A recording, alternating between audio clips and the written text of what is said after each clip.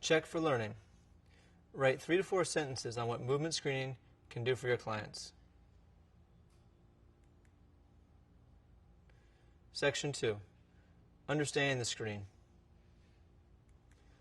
Let's take a look at the functional movement screen and the components that make it up. The movement screen is made up of 7 tests. So starting in the top left corner, we have a deep squat. Next is a hurdle step. To the right of that is the lunge, inline lunge. Then we have a shoulder mobility test. On the bottom to the left, we have a trunk stability push-up. To the right of that, a rotary stability test. And finally, a supine straight leg raise. So if we look at these movements that are part of the screen, you can see the top 3 on the left, the squat, the hurdle step, and the lunge, specifically are standing, dynamic, functional positions. Some of the other tests, such as the shoulder mobility or the active straight leg raise, are both more mobility-focused tests. They still have a stability component, but they're mobility-focused. And the trunk stability push-up and the rotary stability, by nature of their name, are more stability-based tests.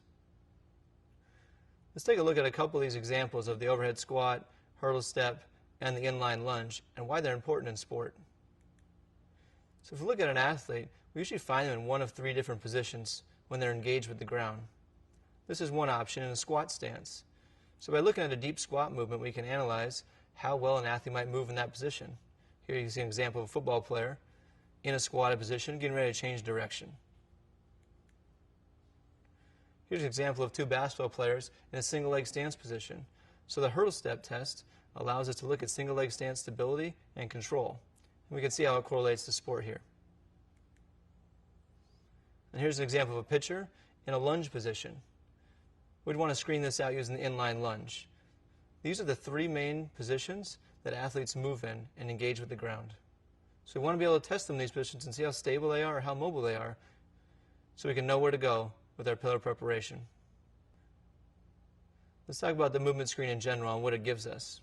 So the functional movement screen looks at fundamental movement patterns and identifies compensations and inefficient movements. It's scored out of a total of 21, but each test is given a score of a 0 to a 3.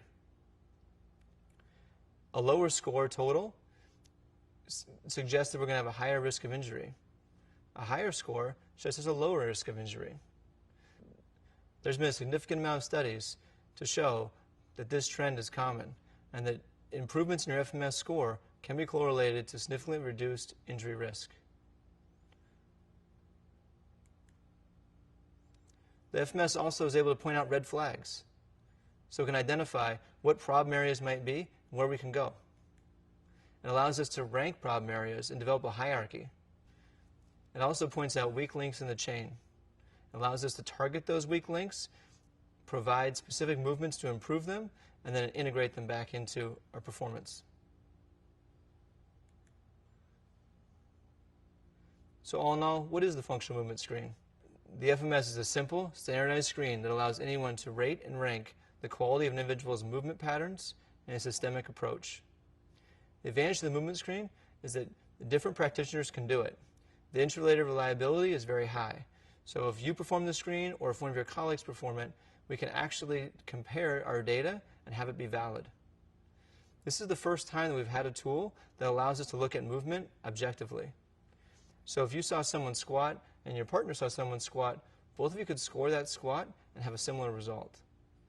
In the past, people see different things and have different findings when they look at these movements. It's very difficult to quantify and objectify. So the functional movement screen gives us a tool to do that, and therefore we can build corrective strategies and implement it into our training program. So now we can check the box, look at injury prediction rates, and also identify performance deficits. That will allow us to target those in our training program and improve our athletes' performance and decreasing their chance of injury. Check for learning. What is the significance of higher or lower scores of the FMS? What are the 3 main stances we use to engage the ground as an athlete?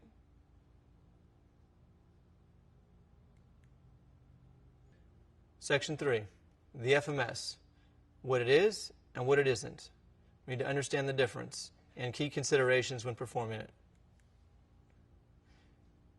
When we look at assessing someone, an assessment is different than a screen. So let's talk about assessment. Assessment is a tool used to judge someone's ability to complete a task, or a motion. It's usually performed by a doctor or somebody from the sports medicine team, physical therapist, athletic trainer, someone from the medical field. We're assessing a joint or a body part to determine its function. A screen is more of a filter. So we're trying to categorize groups or determine if someone has a deficit or not, but not actually the cause of that deficit. Whereas in assessment, we want to determine the cause of the deficit. The FMS is simply a screen designed to catch fundamental movement pattern compensations. It is not an assessment tool and cannot determine the root cause of the compensations. So if we're looking at hardware and software and movement as a whole, hardware being our musculoskeletal system, bones, joints, and muscles, software being our nervous system, the FMS cannot differentiate where the problem lies. If we see a deficit in a deep squat test, we can't determine if it's a motor control or a software problem or if it's a hardware problem. That would take a further evaluation. Here's an example of that. Let's look at what is limited. So here's two individuals performing a deep squat. The individual on the left, we can all agree that he fails in the ability to drop to the proper depth, while the individual on the right shows that he achieves good depth. If we were scoring this with an FMS system, the individual on the right, who does a nice job with the movement of the deep squat, would be scored a 3. The individual on the left, who struggles to attain the right depth, would likely be scored a 2. There'd be other tests that we'd have to do to confirm that score, but you can see that he's not able to achieve the optimal position. But we don't know what the cause is. We don't know if maybe he has tightness in his hips, tightness in his thoracic spine. Maybe he's weak, not able to control his core. We don't know. Let's look at this same pattern in a different plane.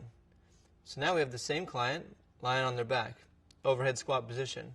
Now the ground is assisting them. You can see as they bring their knees up, dorsiflex their ankles, it looks like from a mobility standpoint, they're in a pretty good position. And they should be able to do a deep squat better than what the individual on the left was able to do. So the point is, doing the deep squat alone doesn't tell us what the deficit is. It just tells us that there is a deficit. Because of that point, when we're looking at FMS and determining how to make correctives, we want to make sure we complete the entire FMS first before making decisions or trying to interpret a weak link in an individual.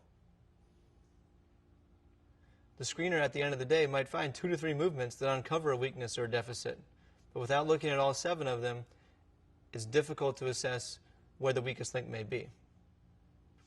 So once you have finished the entire screening process, then it is time to filter out the individual's functional movement problems and make recommendations on improving them, or refer them to someone else who can provide specialized care, maybe someone from the sports medicine team. When we break this up, we're going to break it up specific to the score of each test. So like we described, the client can get a 0, a 1, a 2, or a 3. A 3 means they did the exercise very well and can usually move on without much risk. A 2 would indicate they were unable to do it without compensation. So because of that compensation, we can intervene and possibly improve that person's movement. If they scored a 1 or a 0, that usually indicates they were not able to do the movement, or if they had a 0, that means they had pain doing the movement. In both of those cases, we refer those out to our sports medicine team. That indicates a condition that might have a medical issue, and that needs to be screened out and evaluated further to determine the actual cause before we can move forward. So most of the people you're going to determine correctives with are going to be people that score a 2.